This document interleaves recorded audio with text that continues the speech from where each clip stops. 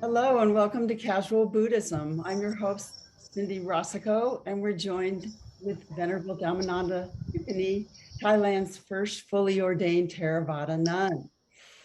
And just so people will know, Casual Buddhism welcomes people from all walks of life to explore their spiritual practice with Venerable Dhammananda in a casual conversation. And I am currently would like to invite any of our listeners who would be interested in speaking with Venerable to contact me on my website, cindyrossigo.com, and I can arrange to bring you onto the program.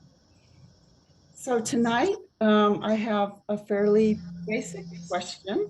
Yes. When I first met you, you talked a lot about how important it was to heal. In order to heal ourselves as women, it is important that we heal the mother-daughter relationship. Yes. Yes. Can you speak a little bit to what the importance of that is?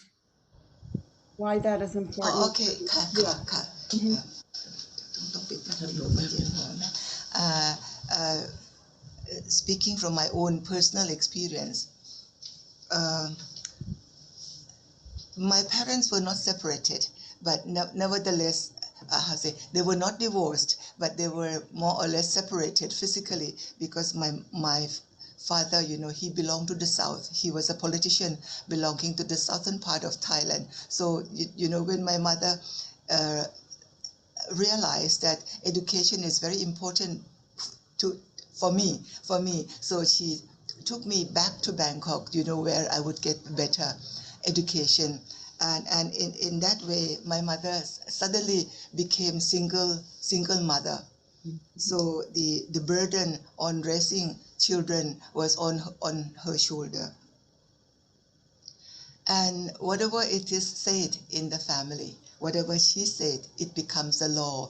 All the children, not only me, but also there were three adopted daughters before me. Uh, we really have high respect for our mother, and since childhood, we realized that there was a great financial burden on her. Therefore, we will not do anything to add to more problems that she already had. But this actually, the relationship between mother and daughter was never close. She never touched me. I never remember any time that my mother touched me, expressing her love. But then her way of expressing love was different from others. She had a very good friend, and this good friend uh, was from Chinese background, and they don't believe in touching their children, at least knowingly, so that the children would know, like, that they would give you kisses and hug you when you are already asleep, for example. So I never had that motherly love from my mother. And for many years, I grew up with this deep sense of loneliness, deep sense of loneliness. And into my, when I was already 40, I still experienced this. To realize that it was much later in my life, to realize that my mother also need love, and need attention, the way that you are yearning for, in her, when she was already bedridden. When I gave her a little hug, I would go and say goodbye, and I would give her a little hug. She actually liked it. And that is so sad, that how we don't express ourselves to our close relationships with whoever. We don't usually express our love, our emotional clinging to that person. And we never tell that person how important he or she is to you. That is very strange, in this, it is not only in my family, but also in other families that I realized as I grew up. Uh, this is very important.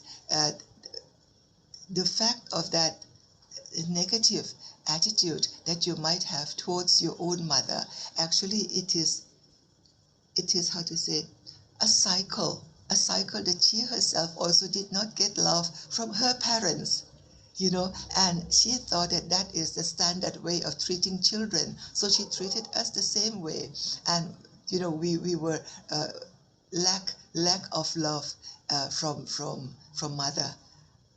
So when you grow up, you realize this. So we are the one who have to break this cycle of not love, so to say. So do love, and do say so. Express your love for your loved ones. It's very important that we not only keep your love in your heart only and do not say and do not express. Each person has different way of expressing love, but very, very strange, how men find more difficult to say, I love you.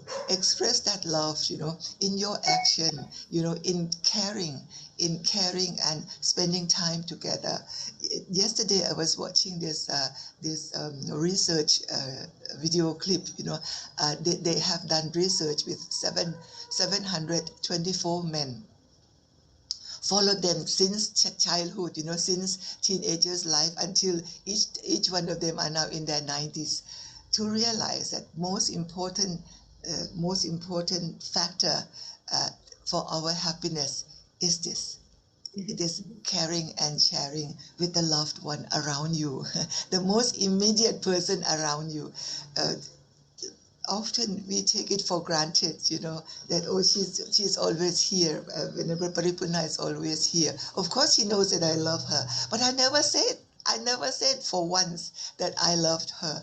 And I never said for once that her relationship, her caring towards me is very much highly appreciated. You know how difficult it is for us to say this to the most immediate people around us, So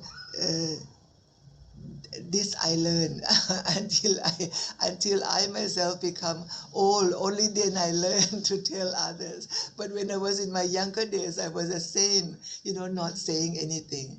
So very important to say that, oh, Cindy, every time when I see your face, it means a lot. Because, I didn't see you the last week, so that's more than 2 weeks now. You never said that, how important another person's presence. It is meant for you. Please do tell, before you are too old, or before, before I am unable to speak, because of my illness or whatever. And then at that time I couldn't say anymore, and I would even regret further. Yes, so very important that we do break this barrier and allow the loved ones to know that you love them. You love them and you care for them, both in words and in action. My mother expressed her love in action, which was very strange, like maybe you already heard this, when I was 5 years old, the way she expressed love for me was to start a publishing house, with a sign of my name, Chatsuman, this is a girl of 5 years old would not appreciate that publishing house. She had a vision. Yeah. No, that's very good. So there's nothing within, it just occurred to me, there's nothing particularly within monastic rules that says you can't express love for another human being. Oh, it is needed. It is needed. It's needed. Of course, I don't mean that, you express the kind of love that in the worldly sense, but I think all monastic members here, they know that I care for them. I care for them individually, in spite of the fact that I may be scolding them here and there. But they know personally that each one of them really means something to the Sangha. And I think the cycle of, I can say it's a broken cycle between mothers and daughters, and I would guess the same exists between fathers and sons. Oh, possibly. Yes. But anyway, it is easier for father and daughter, I think. Yes. I have had great relationship with my father, in spite of the fact that we seldom see him, because he lived in the south and he would come only when the time Parliament was open, because he was member of Parliament, so he would come only at that time. But even during the short time each year, we truly enjoy his company. Well, he was pretty affectionate with you, wasn't he? Very, very, very physically also, he would be Yes. hugging and loving us all the time. Yes, a kind of Oh, uh, uh, interesting. Yeah. อะไรนะชดเชย what is it Compensate. kind of compensate what we didn't get from the mother. Yes. Yes. Well, thank you. I think it's just important to hear that message because we talk about loving kindness and we practice metta, but sometimes we forget that it's important also to speak and to say ค่ะ something. let me add one Yes. more word, particularly for monastic. The love that we have for in in in ordinary sense, it is the word piya and prem, uh, uh, which kind of, between these lay people, you still expect, no? You have that expectation that the other person will do that to you, will do that to you. But in Buddhist sense, we uplift this word piya and prem, this love, to metta. Metta means loving kindness that you can spread to all sentient beings. And when you can spread this loving kindness to all sentient beings, it means equally. Not only for the Jews, even for the Gentiles, even for the Gentiles, not only for the Thais, but also for the Burmese who had been fighting with us in the history, So this, once when it is uplifted to metta, loving kindness, it is all equally. When your heart is open like that, there is no clinging to, oh, my husband, my wife. No, it is meant, this loving kindness is meant for all sentient beings equally. So that's why it is uplifted to one of the 4 Brahma Vihara. And if you practice all these 4 together, you can be sure you will be born, if not enlightened, you can at least be born in Brahma world. Oh, nice. And what does that mean, Brahma world? Brahma is a higher deva. Deva, yes, you understand Deva. Yes. Deva, higher spirits. The Brahma is even higher.